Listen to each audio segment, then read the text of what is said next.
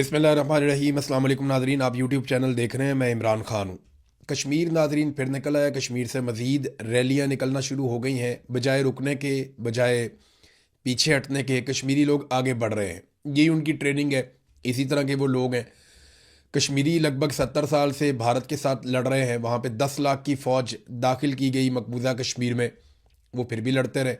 अभी पाकिस्तानी फोर्सेस दाखिल की गई हैं आज़ाद कश्मीर में, तो यहाँ पे भी वो सरेंडर नहीं कर रहे, गोलियाँ खा रहे हैं, लेकिन वो आगे बढ़ते चले जा रहे हैं। अवामी जॉइंट एक्शन कमेटी ने बड़ा सख्त फैसला किया है। बीबीसी ने इसको रिपोर्ट किया। पाकिस्तान के मीडिया को तो रिपोर्ट करने की इजाज़त भी नहीं है। मीडिया को रिपोर्ट करने के लिए कुछ और दिया गया है जो मीडिया रिपोर्ट कर रहा है। तो पाकिस्तान के ज़ेर इंतज़ाम कश्मीर में पुरतशद्दुद झड़पों के बाद अवामी एक्शन कमेटी का लॉन्ग मार्च जारी रखने का ऐलान। मीरपुर में हड़ताल कर दी अवाम ने, और सूरत हाल ये है कि 48 घंटों में जॉइंट अवामी एक्शन कमेटी से ताल्लुक़ रखने वाले कारकुनान के बीच में और जो सिक्योरिटी फोर्सेस हैं उनके बीच में लड़ाई हुई, फायरिंग के वाक़यात भी हुए, और उनके नतीजे में बहुत सारे लोग शहीद हो गए। और जॉइंट अवामी एक्शन कमेटी का जो दावा है वो ये है कि 31 लोग उनके शहीद हुए हैं। सिक्योरिटी फोर्सेस का दावा है कई जगह पे कश्मीरियों की जानिब से जवाबी फायरिंग भी की जाती है सिक्योरिटी फोर्सेस पे, और उसके नतीजे में उनका दावा है कि 2 पुलिस वाले ज़ख्मी हुए हैं, जबकि एक रेंजर्स के अहलकार की शहादत का भी दावा किया जा रहा है। जबकि दूसरी जानिब 31 लोगों की शहादत गुज़िश्ता 48 घंटों में बताई जा रही है, और कुछ सोर्सेज कह रहे हैं कि मज़ीद लोग भी शहीद हैं, लेकिन अभी कन्फर्मेशन उनकी नहीं आई। बहरहाल इन्होंने फैसला किया कि वो रुकेंगे नहीं, वो और आगे बढ़ेंगे और वो जाएंगे असम्बली की तरफ, यानी मुजफ्फराबाद की तरफ बढ़ेंगे। अब मज़ीद लोगों को रोकना है, इन रैलियों को रोकना है या इनके रास्ते में रुकावट डालनी है, तो स्टेट को दोबारा ताकत का इस्तेमाल करना पड़ेगा। आलमी मीडिया इसकी अब भरपूर कवरेज करना शुरू हो गया है। यहाँ मैं ये देख रहा हूँ कि गार्डियन ने भी इसके ऊपर पूरा एक आर्टिकल लिखा है, अमेरिकन मीडिया भी इसके ऊपर लिख रहा है, अल जज़ीरा ने इसके ऊपर बड़ी तफसीली रिपोर्टिंग की है, और ये बता रहे हैं कि at least 30 people are alleged to have been killed in Pakistan administrated Kashmir in the past 2 days। यानी 2 दिन के अंदर इतने लोग जो हैं वो मारे गए हैं, और बड़ा ब्रूटल स्टेट क्रैकडाउन हुआ है, और जो पब्लिक के ऊपर जो लोग एहतजाज कर रहे थे उनके ऊपर, और ये निहत्ते लोग हैं जिनको मारा जाता है। ज़्यादातर लोग निहत्ते हैं। बंदूक वाला आदमी तो ऐसे नहीं मारा जाता। बंदूक वाला आदमी तो आगे से रिएक्ट करता है, वो आगे से गोली चलाता है। ये तो निहत्ते लोग हैं जो शहीद हो जाते हैं। इनमें से बहुत सारों को आप जानते हैं, कोई इमाम मस्जिद है, कोई उस्ताद है, कोई बुज़ुर्ग आदमी है, कोई नौजवान है, कोई बच्चा तालीम हासिल कर रहा था वो शहीद हो गया। एक पीएचडी कर रहे थे उसामा साहब, वो भी शहीद हो गए। एक एयरफोर्स का नौजवान है ऑफिसर, उसके वालिद भी शहीद हो गए।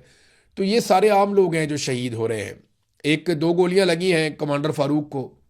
ये कमांडर फारूक जो हैं, इन्होंने माजी में एक बहुत बड़ा कारनामा किया था।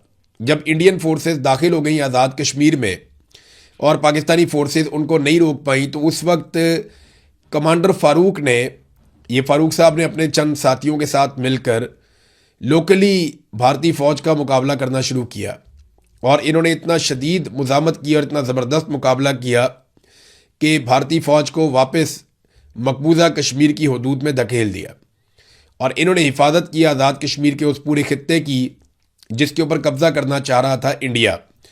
यानी जहां पाकिस्तान की फ़ौज बेबस हुई, वहां पे मकामी लोगों ने निकलकर हथियार उठाकर मुकाबला किया भारतीय फ़ौज का। उसके बाद ना इन्हें कमांडर फारूक का खिताब दे दिया गया। पहले फारूक इनका नाम था, फिर इन्हें कमांडर फारूक का खिताब दिया गया। फ़ौजी हलकों में इन्हें बहुत इज्जत की नज़र से देखा जाता था। लोग इनसे बहुत प्यार करते थे कि इन्होंने अपनी सरजमीन की हिफाजत के लिए भारत की एक ताकतवर फ़ौज का मुकाबला किया था अपने चंद साथियों के साथ। अब कमांडर फारूक को भी 2 गोलियां मारी हैं। यानी वो कमांडर फारूक जिसने भारतीय फ़ौज से आज़ाद कश्मीर के रकबे को बचाया था, और जो वो कब्ज़ा करने जा रहे थे वो कब्ज़ा छुड़वाया था। अब वो कमांडर फारूक जो है वो रा का एजेंट है। यानी ये पाकिस्तान की हुकूमत तो यही कहती है ना, बिलावल की जो हुकूमत है वो भी यही कहती है। यानी बिलावल के मुताबिक ये लोग दहशतगर्द हैं, बिलावल के मुताबिक ये लोग शरपसंद हैं, बिलावल की हुकूमत के मुताबिक ये लोग इंडिया के एजेंट हैं, और ये पाकिस्तान मुखालिफ शरपसंद अनासिर हैं, तो इन्हें कुचलना बहुत ज़रूरी है। बिलावल की पार्टी तो यही कह रही है, बिलावल भी यही कह रहा है। लेकिन दूसरी तरफ बिलावल इनके मुतालबात भी दोहराता है ताकि अवाम का वोट मिल जाए। बड़ी इनकी ऑकवर्ड सिचुएशन है। ज्वाइंट अवामी एक्शन कमेटी को कलअदम भी रखा हुआ है, उनके मुतालबात के हक में बात भी करते हैं क्योंकि अवाम उन मुतालबात के साथ खड़ी है। बड़ी ऑकवर्ड सिचुएशन में, इतनी बुरी सिचुएशन में कभी किसी पार्टी को इलेक्शन लड़ना नहीं पड़ा। और जो बड़ी पॉलिटिकल पार्टी है जिसकी सबसे ज़्यादा वहाँ पे लोगों के अंदर जड़ें थी, वो पाकिस्तान तहरीक इंसाफ, वो पहले यहाँ पे हुकूमत भी कर चुके हैं, उन्होंने इलेक्शन का बाइकआउट कर दिया। ज्वाइंट अवामी एक्शन कमेटी ने फैसला किया था कि वो इलेक्शन लड़ेंगे, उन्होंने भी इलेक्शन का बाइकआउट कर दिया, वो भी नहीं लड़े। तो अब गेम जो है वो सारी हुकूमत के पास आ गई। पीपल्स पार्टी और PMLN ने मिलकर इलेक्शन लड़ना था। देखिए, मैं आपको बता रहा हूँ कि इस इलेक्शन के नताइज पहले से ही तय कर लिए गए, जैसे गिलगित बल्तिस्तान के इलेक्शन के नताइज पहले से तय कर लिए गए थे। अब ये जो सिक्योरिटी फोर्सेज ने बंदे मार दिए ना इतने सारे, इसको ये जस्टिफाई नहीं कर पा रहे, ना ये इन लाशों को छुपा पा रहे हैं। एक एक रिकॉर्ड जो है वो इकट्ठा कर लिया है आज़ाद कश्मीर के शहरियों ने, और वो ये मानने को तैयार नहीं है। उनके ओवरसीज़ में बहुत ज़बरदस्त ताल्लुकात हैं, बल्कि सबसे बड़ी तादाद में ओवरसीज़ उनके हैं, बरतानिया में ख़ास तौर पे। तो कश्मीरी यहाँ पे भरपूर आवाज़ उठा रहे हैं, हर फोरम के ऊपर जा रहे हैं, उन्होंने बहुत शोर मचाया हुआ है। तो सिक्योरिटी फोर्सेज ने इन सारी चीज़ों को मैनेज तो करना है, तो मैनेज करने के लिए इन्होंने नूरा कुश्ती शुरू करवाई है। इलेक्शन के नताइज पहले से तय थे, उसका एक बड़ा सबूत अता तारड़ का एक स्टेटमेंट है। ये जरा एक लाइन का स्टेटमेंट है अता तारड़ का, जरा आप सुनिए ये क्या कह रहा है। आज आपने देखा कि सिर्फ रावला कोट में 6 लाख वोट जो है वो पूरे इलाके में कास्ट हुआ। देखिए, इंफॉर्मेशन मिनिस्टर अता तारड़ का कहना है कि रावला कोट में 6 लाख वोट कास्ट हो गया। भाई, रावला कोट में तो अभी वोटिंग ही नहीं हुई, रावला कोट में तो अभी इलेक्शन ही नहीं हुआ। बेचारों को अब स्क्रिप्ट चेंज करना पड़ेगा। ये पहले से इनको पर्चियां दी हुई थी कि फलां फलां जगह पे इतना इतना वोट कास्ट होगा, इतना वोट आपको पड़ जाएगा, इतना इनको पड़ जाएगा, इतनी सीटें आपको दे देंगे, इतनी सीटें आपको दे देंगे। गिलगित बल्तिस्तान में हम हुकूमत दे देंगे बिलावल को, और यहां कश्मीर में हुकूमत दे देंगे मरियम को। तो आप लोग दोनों खुश रहेंगे, एक हुकूमत आप ले लें, एक हुकूमत आप ले लें, बस आपस में आप नूरा कुश्ती करते रहे। अब जब खून बह गया ना सिक्योरिटी फोर्सेज से, और वो बड़े पैमाने पे खून बह गया, और आलमी सतह पे ये खबर भी आना शुरू हो गई, तो इस दबाव से निकलने के लिए बिलावल को और मरियम को ड्यूटी दी गई कि अब आप नूरा कुश्ती शुरू कर दें, जितनी ज़्यादा हो सकती है उतनी ज़्यादा नूरा कुश्ती करें।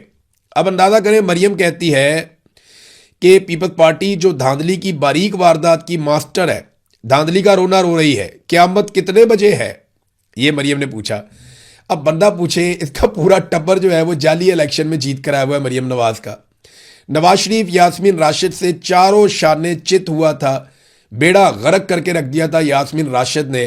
फिर नवाज शरीफ को एस्टेब्लिशमेंट ने लास्टिक की शलवार पहना दी, आधी रात को वहां का RO तब्दील करके।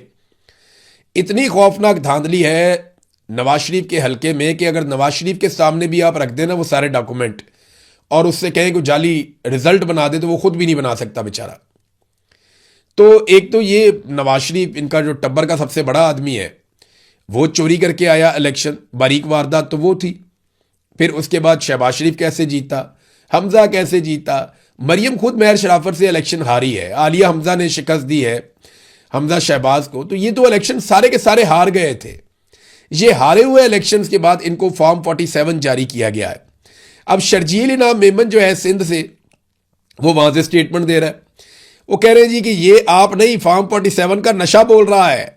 क़यामत 2024 में आ गई थी जब खैरात में मैंडेट बंट रहे थे, तो ये मैंडेट तो सारों को मिले थे। अब ये और स्टेटमेंट आप सुने, फिर मैं आपको इनकी कहानी बताता हूं। ये पंजाब की इंफॉर्मेशन मिनिस्टर, ये तो बहुत ही लो किस्म का इनका इंटेलेक्ट है, लेकिन स्टेटमेंट आप सुने। बिलावल ने कल किसी का गिरेबान पकड़ा, रात तक पांव पकड़ के वजाहतें देता रहा, क्योंकि बिलावल ने कल स्टेटमेंट दिया था ना एस्टेब्लिशमेंट और रियासत के खिलाफ, तो बाद में रात को पाँव पकड़ के वजाहतें देता रहा टीवी चैनल्स पे बैठ के। ये जनाब उसको टॉन्ट किया है। कि एक और चीज़, बिलावल का स्टेटमेंट है, ये फॉर्म 47 की वजह से बैठे हुए हैं। तो ये बिलावल ने भी स्टेटमेंट दे दिया। राजा परवेज अशरफ का कहना है कि सोचे समझे मंसूबे के तहत धांधली की गई है। फिर शर्जील मेमन आता है, वो कहता है ऐसा भी हुआ है कि इलेक्शन में पोलिंग स्टेशन पर 110% तक वोट पड़े। ये जो हुआ था 2024 के इलेक्शन में, जब PTI को निकालने के लिए आसिम मुनीर साहब ने पूरी गेम डाली थी।